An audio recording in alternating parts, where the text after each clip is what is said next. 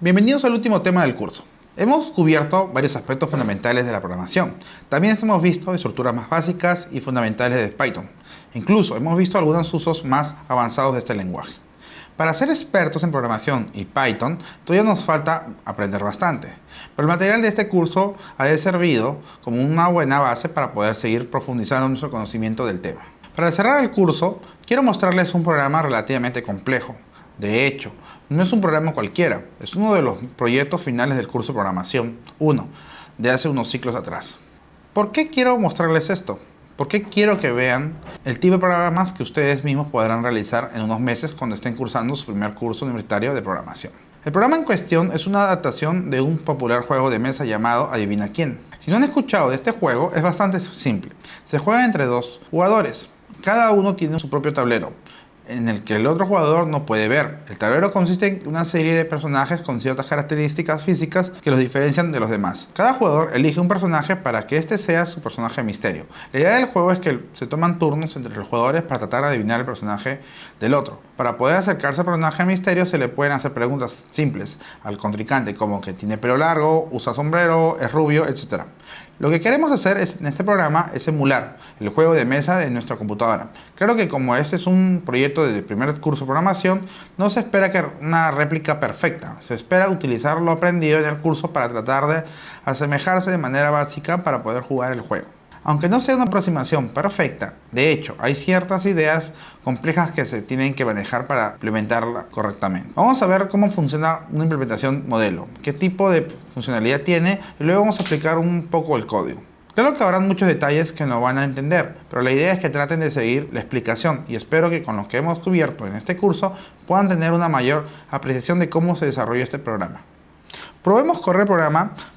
La pantalla inicial nos muestra una serie de opciones. Como esto es un juego, la idea es hacer que los menús y el juego sí sean interactivos. Aunque nosotros hemos desarrollado programas donde solo ingresamos un dato y se imprime el resultado, hemos visto un pequeño ejemplo de un programa interactivo cuando escribimos un programa que acepte datos hasta que el usuario ingresara la palabra fin. Una idea similar se puede hacer para lograr estos menús interactivos. Si vamos a la opción 2, por ejemplo, nos permitirá configurar algunos aspectos del juego. En este caso es el número de intentos que tiene el jugador para adivinar el personaje de misterio antes de perder. Digamos que elegimos uno. Esto nos vuelve el menú principal. Si elegimos 2 de casualidad, podemos volver a ver el menú anterior con la opción de regresar. Ahora que hemos configurado los intentos, vamos a empezar un juego nuevo. Primero nos pide ingresar nuestros nombres. Digamos que este ingresó José y luego Jorge para el segundo jugador. Ahora el juego nos mostrará todos los personajes que hay y nos hace elegir uno de ellos para ser nuestro personaje misterio. En este modelo hay pocos personajes. Un juego realista tendría más. Digamos que eligió a María para el primer jugador y a Juan para el segundo. Ahora, si empiezo el juego, vean cómo se ha tratado de emular un tablero, como el juego original. El personaje misterio va abajo del medio. Algo que me olvidé de mencionar es que para no tener que memorizar todo lo que el jugador ha preguntado, cada vez que se tiene una información sobre el personaje misterio del contrincante, puede ir bajando los personajes de su tablero. También queremos emular este comportamiento, así que vamos a hacer una pregunta al segundo jugador. Digamos, tiene pelo corto. Se muestra el tablero del segundo personaje junto con la pregunta realizada. El jugador puede responder sí o no. En este caso, Juan no tiene pelo corto, así que respondemos no. Ahora tenemos un poco más de información sobre el posible personaje. Queremos remover lo que no podrían ser en nuestro tablero. Si no tiene pelo corto, entonces ni Carlos ni Juana pueden ser el personaje. Así que listamos para removerlos. Todavía vamos a ver el efecto de esto en el tablero, porque tenemos que volver al primer jugador. Para ello vamos a hacer una pregunta rápida del segundo jugador. ¿Usa sombrero? Ahora vemos que el tablero del jugador 1 se ha marcado una X donde solían haber personajes. De esta manera el primer jugador puede ir acercándose al personaje misterio. Me he saltado parte del juego para mostrarles qué pasa al tratar de adivinar el personaje. Digamos que ya sé que el segundo jugador tiene a Juan. Se le muestra en pantalla al jugador 2 con el personaje adivinado por el contrincante y su personaje actual. En este caso decidimos que es correcto y el juego declara ganador a José. Como les mencioné, aunque es una implementación un poco rudimentaria, se mantienen las partes fundamentales del juego, lo que permite emularlo apropiadamente.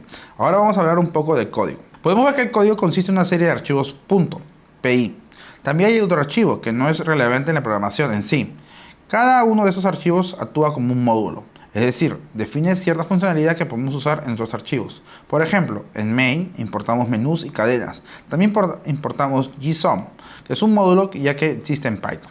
Uno de los elementos más importantes de un programa grande y complejo es el uso de funciones para agrupar pedazos de código. No hemos visto funciones en este curso, pero puede empezar que ellas es una separación de un programa para que podamos reutilizar el código varias veces. Podemos llamar a la función para que nos devuelva un resultado, similar a lo que hemos hecho con la función in, input o len. Por más que el programa sea más complejo que los ejemplos que hemos hecho hasta ahora, podemos ver las estructuras familiares. Por ejemplo, función mostrar tablero, que es la que dibuja el tablero de cada jugador. Tiene un for, un loop doble. Adentro hay un if con un else. Más abajo, en la función intento adivinar, podemos ver el uso de varios prints, inputs y de nuevo un if, else. Incluso hay funciones un poco más simples. Si vamos al archivo menús, vemos que hay una función menú configuración. Uso un while, imprimiendo unas líneas y luego imprimiendo bien un input, con un caso para cada opción válida. Si se aplica una opción válida, se sale la función con la instrucción de return. ¿Ok?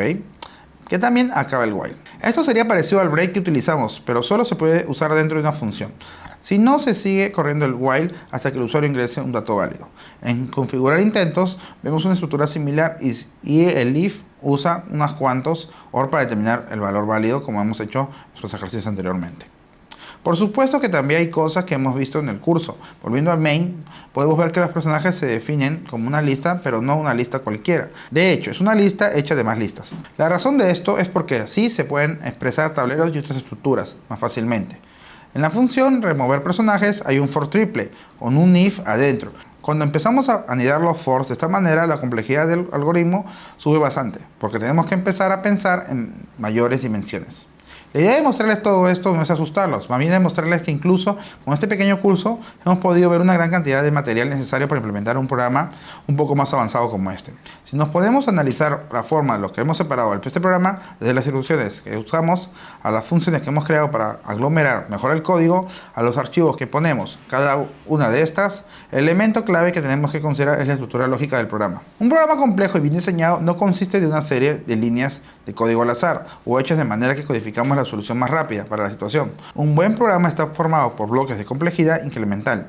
Cada uno realiza de acuerdo a un diseño y planeado previamente. Imagínense una casa que fuera construida con un material que necesita ser reemplazado cada año. Las tuberías se rompen cada pocos meses. El sistema eléctrico tiene que estar verificando la misma frecuencia. La mayoría de personas no aceptaría eso, y por una buena razón. Aún así, en programación hay mucho software que se ha creado de manera que hay que estar cambiando los bloques básicos frecuentemente, ya sea por cambios en los requerimientos del software, como funcionalidades adicionales o una mayor cantidad de usuarios de las que se esperaba inicialmente, entre otros. Esto comúnmente ocurre porque no se dio el análisis y pensamiento necesario al momento de construirlo. Hoy en día se utiliza software que fue creado hace más de 40 años. Aunque haya sido revisado y actualizado varias veces, sería imposible tener un ecosistema útil donde el software solo dura unos cuantos años. Lamentablemente, no es como un dispositivo electrónico que podemos cambiar cada cierto tiempo, si se malogra. A veces tenemos que lidiar con problemas que podrían haber. Existen muchas malas prácticas de software. Sin embargo, estos problemas no siempre son por negligencia de los programadores y diseñadores. El trabajo de crear software es difícil y es una de las disciplinas relativamente nueva para nosotros como humanos. Por ello, todavía estamos aprendiendo la mejor manera de desarrollar a escala. Ustedes mismos también tendrán que ir aprendiendo a lo largo de sus carreras y espero que puedan contribuir al desarrollo de innovaciones en este u otros aspectos del área en la que se especialicen. No se olviden de repasar lo que hemos visto en la actividad integradora y guiada.